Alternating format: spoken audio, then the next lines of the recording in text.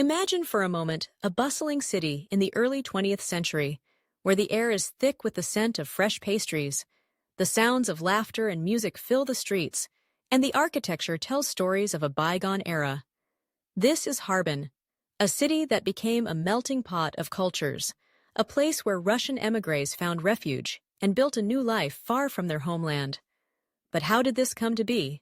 Let's take a deep dive into the fascinating history of white, blonde individuals of Russian descent in China, and how their journey intertwines with the broader narrative of geopolitics, culture, and human resilience. The story begins in the 19th century when the Russian Empire was expanding its reach into East Asia. The establishment of Vladivostok in 1860 marked the beginning of a new chapter.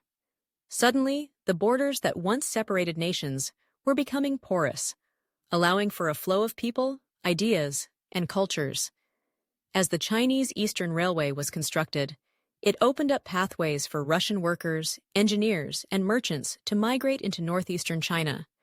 Harbin emerged as a bustling hub, a city that would soon be home to thousands of Russians seeking new opportunities and a fresh start. Fast forward to the early 20th century, and we find ourselves amidst the chaos of the Russian Revolution. The upheaval in Russia sent waves of émigrés fleeing to neighboring countries, with many finding their way to China. Harbin, with its thriving Russian community, became a sanctuary for those escaping the turmoil. By the 1920s and 1930s, the city was filled with Russian cafés, schools, and churches, creating a vibrant enclave that maintained its cultural identity amidst the surrounding Chinese landscape. But history is rarely straightforward, and the geopolitical landscape continued to shift. The Japanese occupation of Manchuria from 1931 to 1945 added layers of complexity to the lives of Russians in China. Some chose to assimilate into the local culture, while others clung to their distinct communities, navigating the delicate balance of identity during a time of uncertainty. World War II further complicated matters, as Russians found themselves caught between the interests of the Soviet Union, Japan, and China. It was a tumultuous period that tested the resilience and adaptability of these individuals.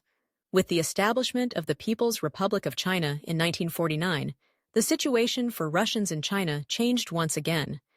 Many chose to leave, seeking refuge in countries like Australia, the United States, or even returning to the Soviet Union.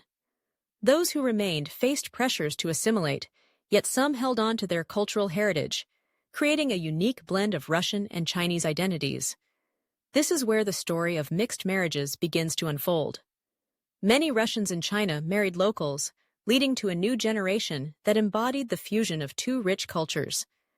These mixed heritage individuals often adopted Chinese customs while keeping some Russian traditions alive, creating a beautiful tapestry of cultural integration. Language and religion played significant roles in this assimilation process. The Russian Orthodox Church became a cornerstone of cultural identity for many émigrés, with churches established in places like Harbin. Yet, as the Chinese government promoted cultural homogeneity, the descendants of Russians began to adopt Mandarin as their primary language, further blending into the fabric of Chinese society. But let's not overlook the contributions that Russians made to Chinese culture. Their influence can still be seen today, especially in Harbin, where Russian-style architecture stands as a testament to their legacy. The city's streets are lined with buildings that tell stories of a time when Russian culture thrived. And let's not forget about food. Russian pastries and bread-making traditions found their way into the local cuisine, enriching the culinary landscape of northern China. Imagine biting into a delicious pastry that carries the flavors of both Russian and Chinese culinary traditions. How incredible is that? In modern times, the descendants of these Russian émigrés have largely blended into the broader population. They walk the same streets, celebrate the same festivals, and contribute to the vibrant tapestry of China's multicultural society. Yet, many still hold on to their heritage, celebrating family traditions, and participating in cultural organizations that keep the spirit of their ancestors alive. Events like the Harbin International Ice and Snow Festival showcase this rich cultural heritage, blending Russian-inspired art and architecture with the local festivities. As we reflect on this historical narrative, it becomes clear that the journey of Russian-descended individuals in China is a testament to the resilience of the human spirit.